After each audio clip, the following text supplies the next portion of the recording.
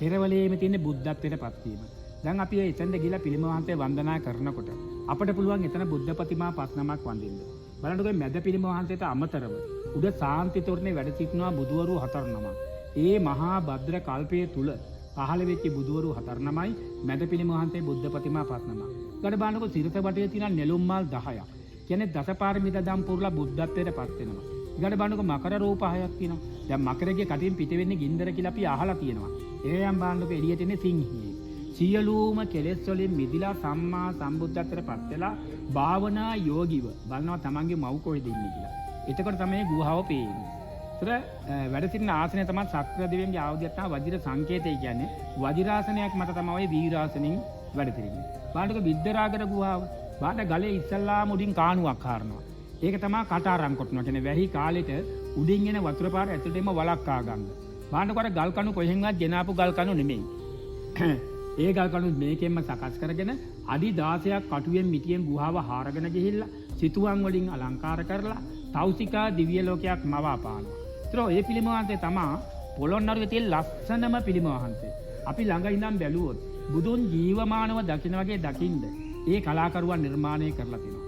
ඒ වගේම පොළොන්නරුවෙන් හම්බුණ රන්නාලේප කරපු එකම පිළිම වහන්සේත් ඔය පිළිම වහන්සේ.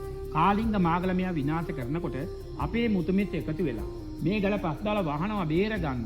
ඒ පස් ටික අයින් කරනකොට රත්තරන් සිතුවම් සේර විනාශ වෙනවා. තාම පිළිම වහන්සේගේ නියපොතු කොළ පාටයි.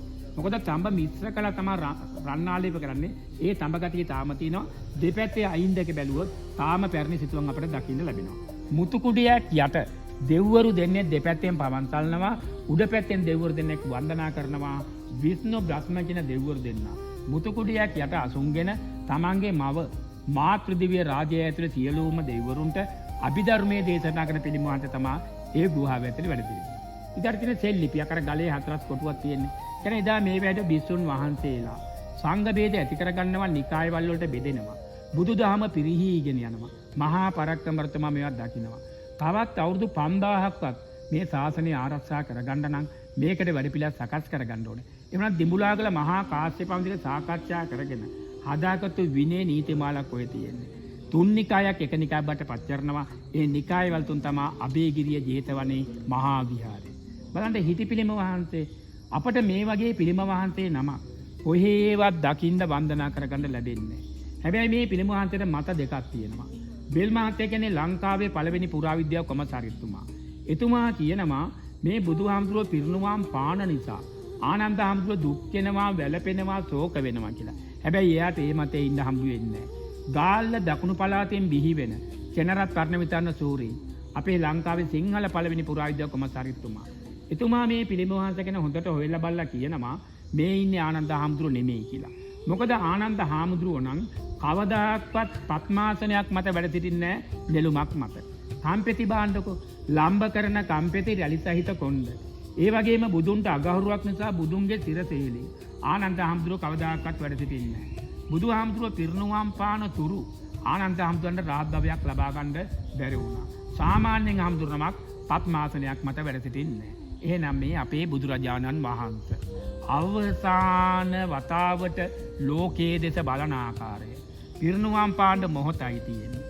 දේශනා කරපු ධර්මයේ දේශනා කරලා හමාරයි. මගෙන් පස්සේ මේ ලෝකෙට මොකද වෙන්නේ කියලා මහා කරුණාවෙන් බලන ආකාරය. පර දුක්ඛ දුක්ඛිත මුද්‍රාව. පර කියන්නේ අනුන්ගේ දුකට පිහිටවීම. අවසානයේ මොහොතේ බලනවා මම කාටද පිහිට වෙන්නේ. ඕනෑම බුදු කෙනෙක් පිරිනුවම් පාන්න මොහොතකට පෙර සියලු සත්‍ය දෙස මහා කරුණාවෙන් බලනවලු.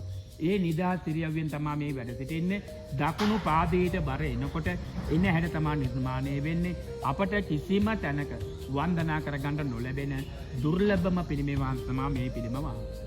ඒකට මේ පිළිම වහන්සේ සැතපෙන පිළිමයක් කියලා තමයි නම් කරලා තියෙන්නේ. හැබැයි ඉතින් ඉස්කෝලේ දරුවෙකුට එහෙමනම් මේ පිළිම වහන්සේ ගැන විභාගශාලා ලියන්න ආවොත් ඒගොල්ලන්ට ලියන්නේ සැතපෙනවා කියලා. මොකද පිළිගන්නේ පොත්පත්වල සටහන් වෙන්නේ සැතපෙන පිළිමයක් කියලා. හැබැයි බුදු කෙනෙක් සැතපෙන්නේ සිංහ සීයාවෙන් දකුණු ඇලයට.